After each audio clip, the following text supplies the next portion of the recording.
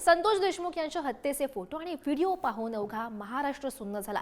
वाल्मिक कराड आणि गँगनं देशमुख यांची किती अमानुषपणे हालहाल करून हत्या केली आणि हत्येनंतर क्रौर्याचा कसा कळस गाठला हे पाहून अवघा महाराष्ट्र हादरून गेलाय। मात्र याचे फोटो आणि व्हिडिओमुळे आरोपींच्या गळ्याभोवती फाशीचा फंदा कसा आवळला जाणार आहे, बघूयात हा रिपोर्ट।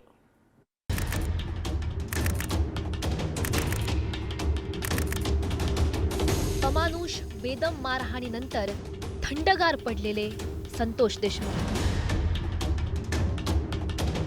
त्याच्या गळ्याभोवती वायर आवळून सेल्फी काढणारे हे राक्षस, मारहाणीनं निश्चित पडलेला देशमुख यांच्या सोबत असुरी हास्य करत सेल्फी काढणारा हा हैवान आणि देशमुख यांच्या देहावर लघवी करणारा हा नराधम सैतान। हे फोटो आणि व्हिडिओ पाहून अख्खा महाराष्ट्र हळहळला। कराड आणि गँगचं हे सैतानाला लाजवेलं असं कृत्य पाहून संपूर्ण महाराष्ट्राचा संताप झालाय। आज आम्ही मरण्याच्या दारात आहेत, तर त्यावेळेस तुम्ही करता का ह्या गोष्टी? मग ह्याचा अर्थ असा होता का की ह्यांनी सगळं झाकून टाकायचं आणि आज वेळ उजळू द्यायची? ह्यांना माहित होते ना फोटो सगळे, ह्यांना माहित होतं ना सगळं कोणी केलंय, मग गपची बसायचं कारण काय? आम्ही अडवलं होतं का? आम्ही हात बांधले होते का तुमचे? महाराष्ट्र यांना सरळ चौकात घेऊन फाशी देऊन गोळ्या घालायला पाहिजे, सरळ दुसरी शिक्षा त्यांना द्यायला पाहिजे आणि याला 2-3 महिन्याच पुढे लागून देऊ नये। हे 15 वर्ष चालला आणि 20 वर्ष चालणार तातडीनं जर सरकारचा आणि फडणवीस साहेबाचा जर दबदबा या राज्यावर ठेवायचा असेल ना, 3-4 महिने जिकडे तिकडे करून टाकायचे, हे डायरेक्ट फासावर चढवायचे आणि याला गोळ्या घालायचे। नसता जनता सरकारला खाऊन नाही देणार व्यवस्थित। मुख्यमंत्री जे गृहमंत्री पडेल त्यांना माहिती नव्हतं, सीआयडीने त्यांना सांगितलं नसेल की असे सगळे व्हिडिओ आहेत, असे सगळे फोटो आहेत, सांगितलं नव्हतं तरी तुम्हाला एवढा वेळ लागतोय राजीनामा घ्यायला?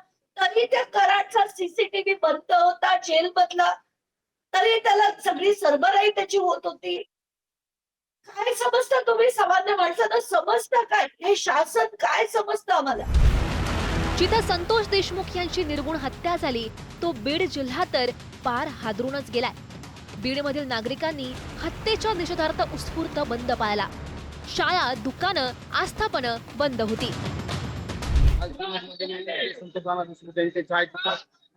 त्याच्यामुळे पूर्ण महाराष्ट्र सुंदर झालेला आहे।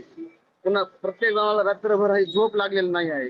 संतोष अण्णा देशमुख यांच्या मृतदेहावरच नाही तर ते कायदा आणि सुव्यवस्थेवर ते मुकले आहेत। फडणवीस साहेब गृहमंत्री पदावर ते मुकलेले आहेत। सरकारने एक नीच प्रवृत्तीच्या गुन्हेगारांना मताच्या राजकारणासाठी एक समर्थन दिल्यासारखं देत आहे, त्यांना वाचवण्याचा प्रयत्न करत आहे आणि त्याचा संपूर्ण महाराष्ट्रातील जनतेने निषेध।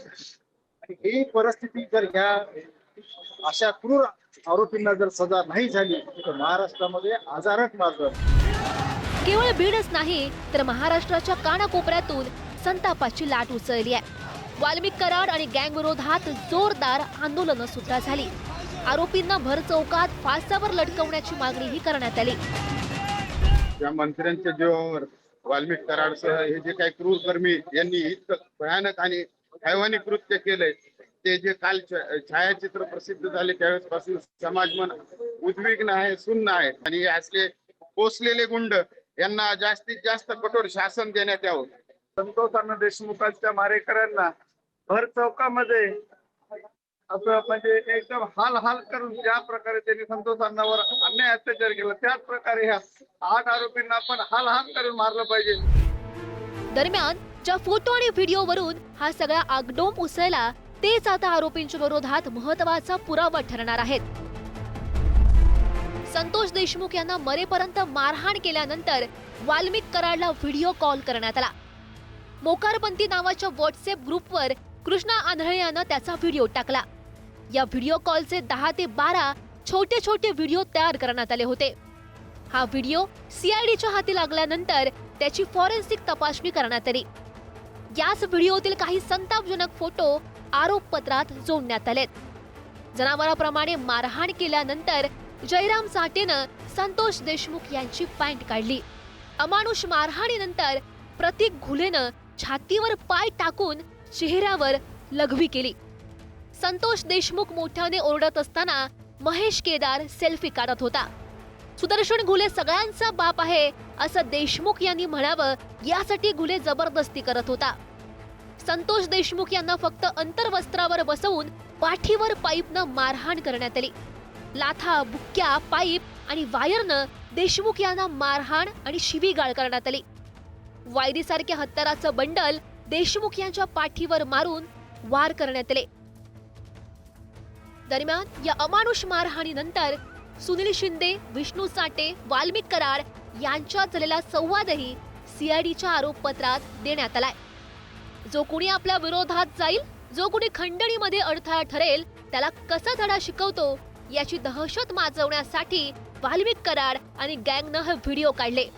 मात्र हेच फोटो आता आरोपींच्या विरोधात महत्वाचा कायदेशीर पुरावा ठरणार आहेत. याच व्हिडिओ आणि फोटोंमुळे आरोपींच्या मानेभोवती फाशीचा फंदा घट्ट आवळला जाणार आहे. बीडहून उदय नागरगोजेसह ब्युरो रिपोर्ट, पुढारी न्यूज.